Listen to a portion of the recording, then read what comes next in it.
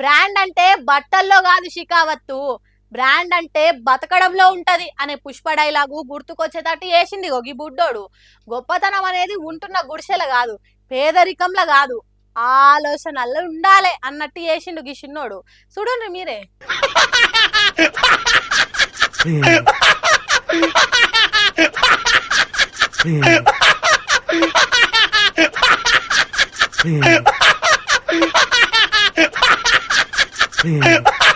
సుషిన్ రాయ్ ఎట్లుందో బుడ్డోని తెలివి.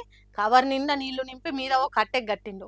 ఒంటికి సబ్బు పెట్టుకొని చక్కదనంగా రాసుకొని పక్కకున్న మొక్కి చీపురుతోని కవర్కు కూర్చిండు.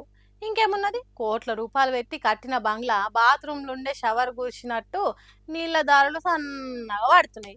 దాని కింద ఎగురుకుంటా ఎంజాయ్ చేసుకుంటా స్నానం చేసిండు చిన్నోడు. ఇది కదా క్రియేటివిటీ అంటే, ఇది కదా దుఃఖాన్ని దూరం చేసుకున్నాడు అంటే, ఇది కదా గొప్పగా బతుకుడు అంటే.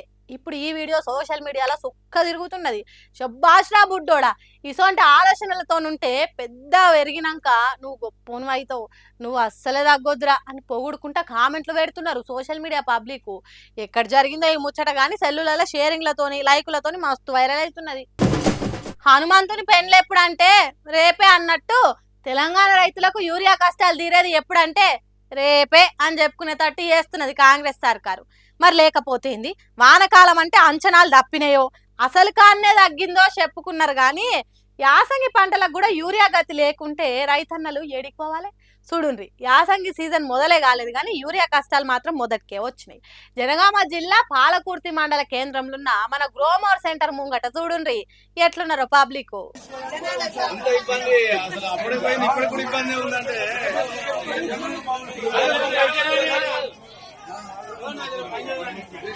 కిలోమీటర్ల కొద్ది లైన్లు, అటు ఆడోళ్ళు ఇటు మోగోళ్ళు యాసంగి పంటలకు యూరియా కావాలని బార్లు తీరిండ్రు.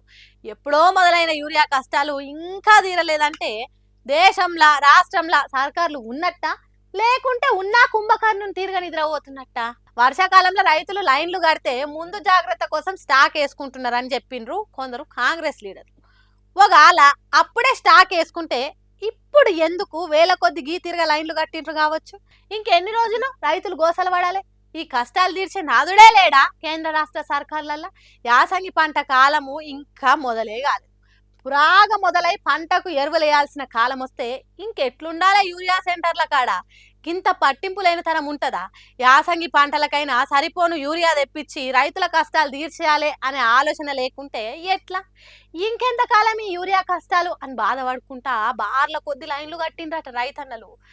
ఏందో ఏమో ఈ కాంగ్రెస్ సర్కారు వచ్చిన కాడ నుంచి యూరియా కష్టాలు రైతులకు ఉరితాడు తిరగయి ఆలాడుతుంది.